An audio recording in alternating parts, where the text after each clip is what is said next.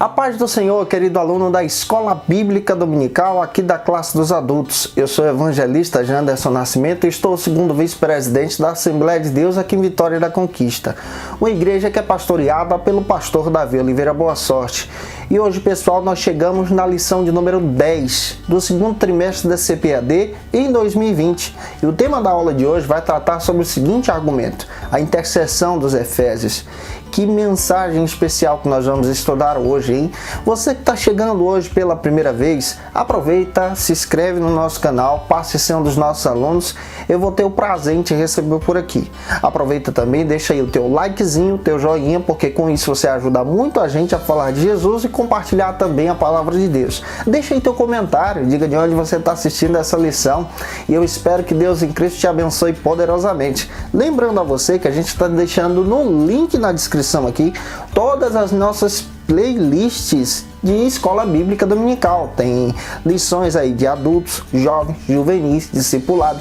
O material já está gravado aí para vocês. Inclusive, você pode observar também que nós temos até da classe Adolescentes Vencedores.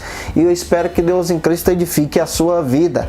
A aula de hoje tem o texto bíblico, nós temos 3 objetivos e a nossa lição tem 3 pontos. Então vamos lá, gente. Vamos para o primeiro ponto da aula de hoje, que vai tratar sobre o seguinte argumento aqui na Escola Bíblica Dominical.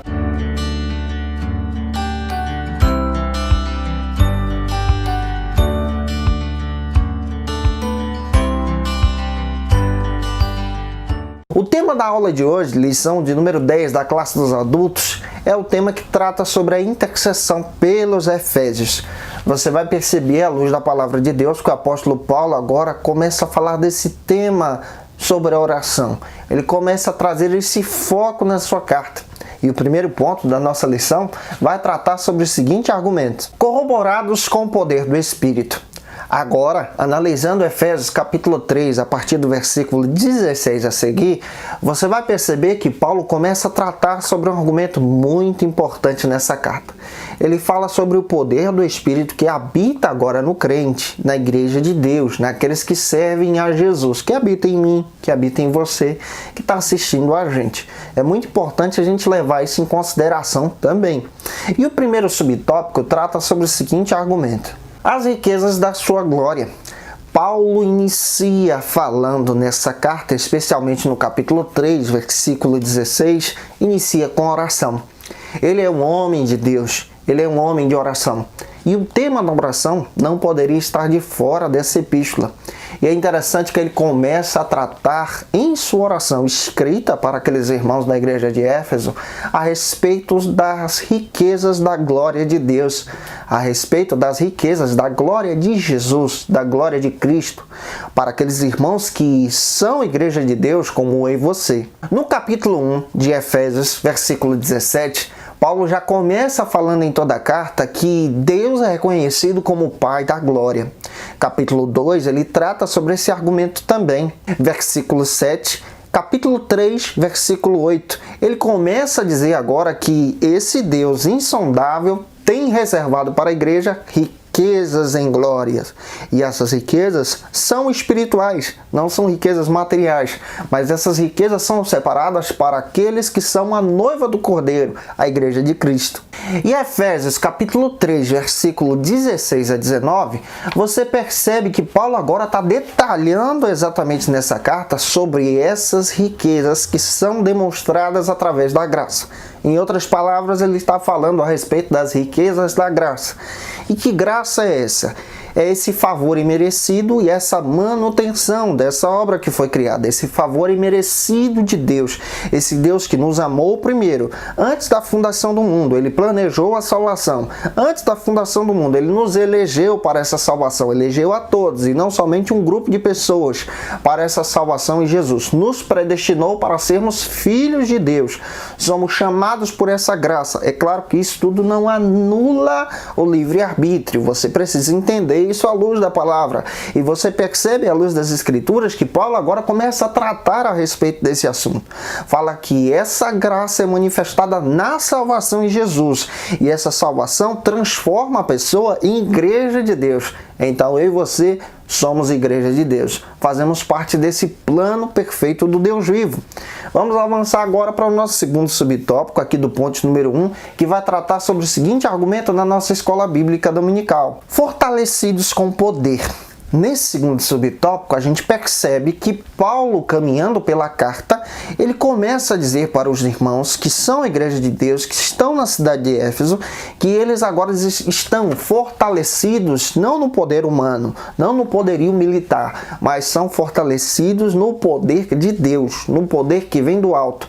Quando você pensa que você está fraco, que você deve desistir, que é hora de parar, Paulo então chega com essa mensagem para aqueles irmãos que estavam passando por uma perseguição e começa a dizer para a igreja: olha, vocês são fortalecidos no poder que vem do alto.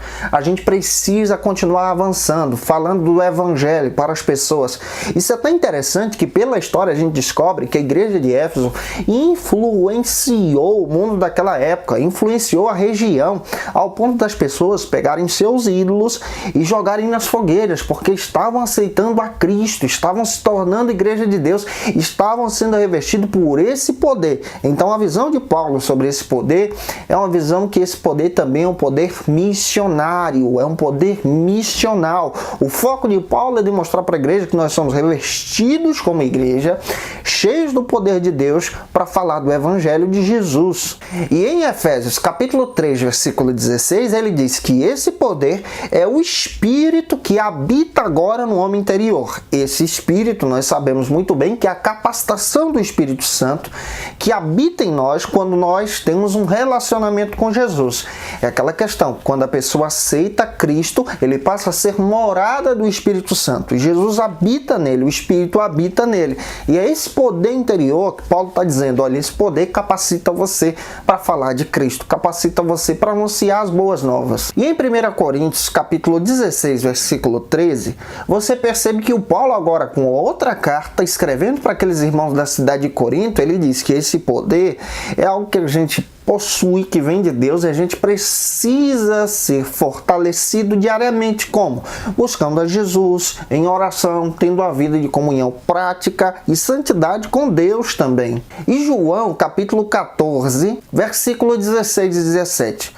O próprio Jesus deixou claro que era através do Espírito Santo que habita no crente que iria fortalecer o cristão para que ele pudesse então permanecer firme nos dias maus.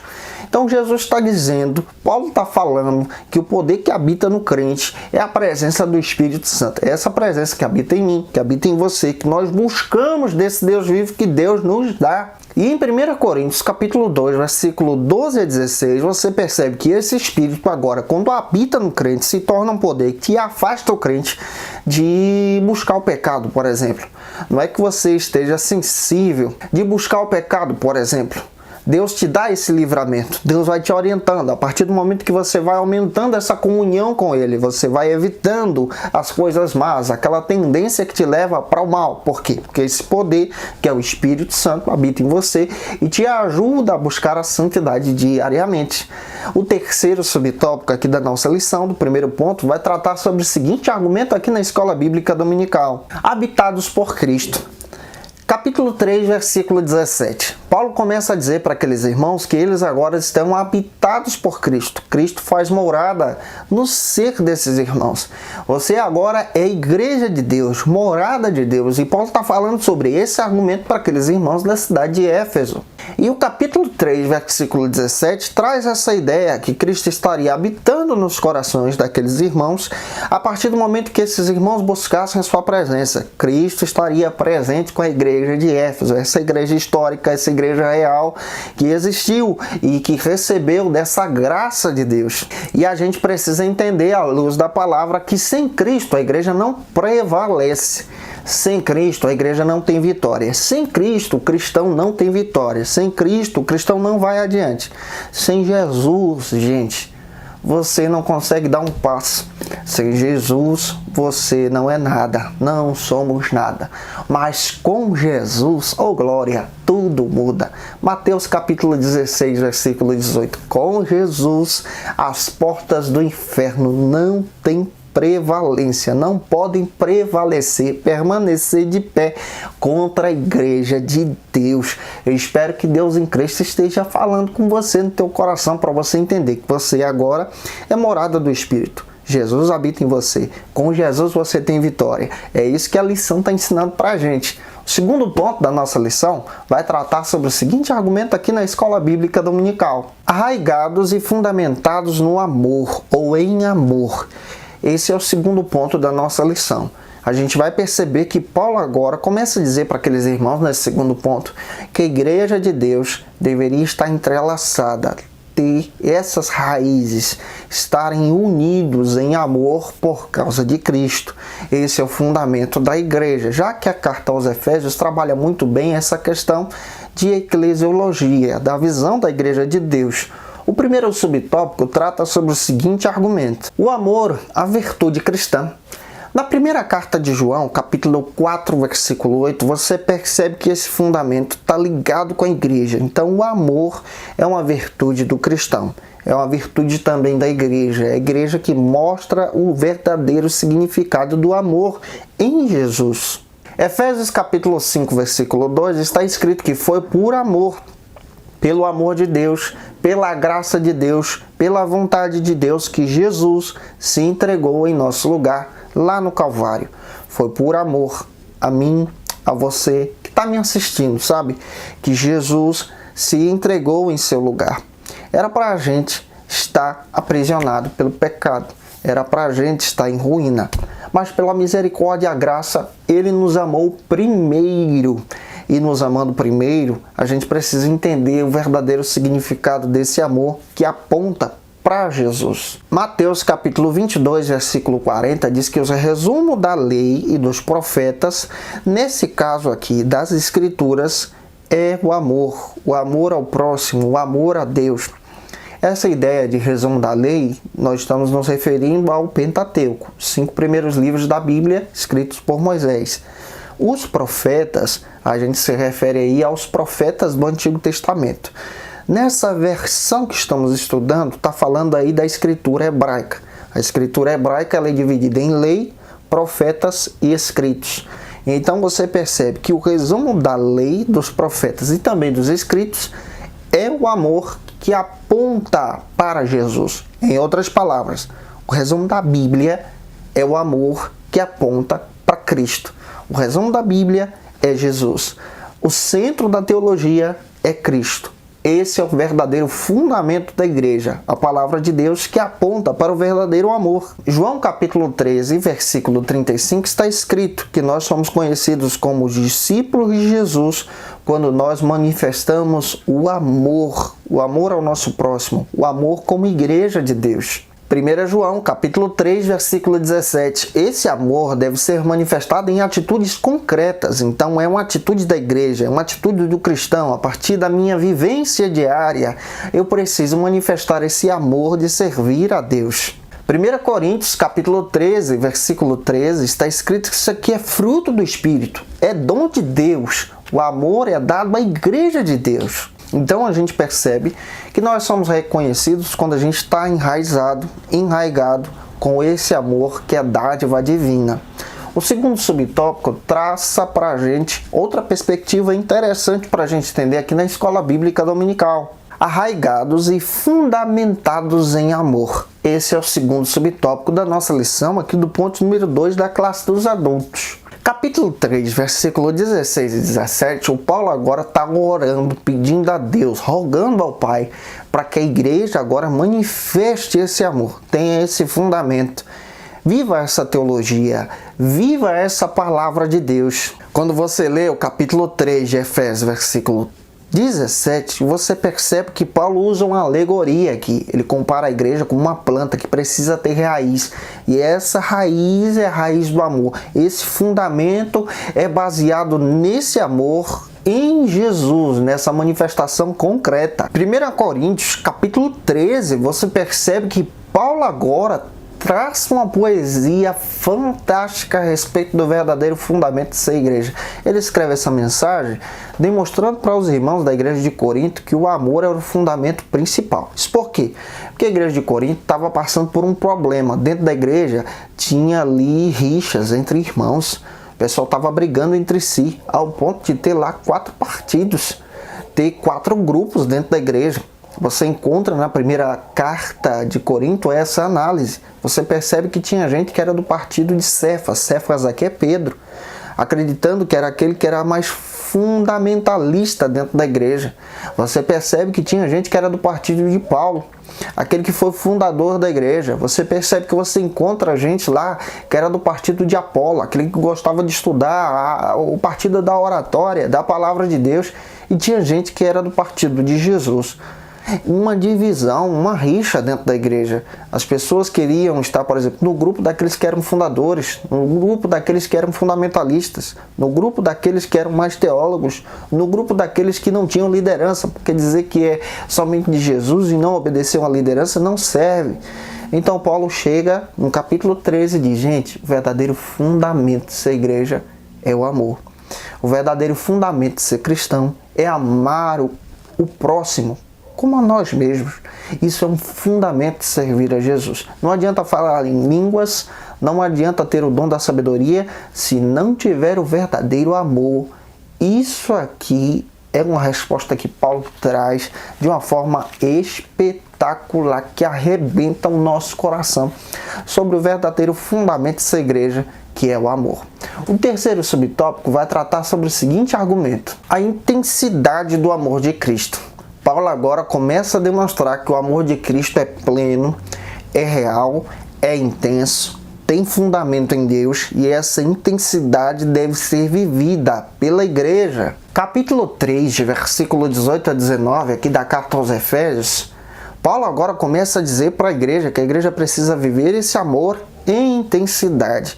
Esse amor é fundamentado em Jesus, porque em Jesus nós experimentamos dessa verdadeira intensidade. E nós somos capacitados em amor por causa do Espírito Santo de Deus. Então essa intensidade é vivida diariamente, e Paulo começa a falar sobre isso para essa igreja de Deus. A igreja está entendendo a respeito desse argumento. E essa mensagem é tão real, é tão atual para a gente aplicar para os nossos irmãos, especialmente agora, nesse período que estamos vivendo, nesse período de quarentena e pandemia. Nós precisamos amar o próximo, ajudar aquele que precisa, aquele que está precisando de buscar um pouco mais da presença de Deus, às vezes aí afastado, sem poder cultuar. A gente precisa entender que nós precisamos desse Deus vivo. Agora nós estamos vivendo o verdadeiro amor do Evangelho, tendo que cultuar em casa, buscar a presença do Deus vivo, sem estar dentro das 4 paredes. Então esse amor apresentado por Paulo é demonstrado em Jesus, tem esse fundamento em Jesus. E em 1 João, capítulo 4, versículo 10 e 11, a gente precisa entender que Jesus nos amou e continua nos amando.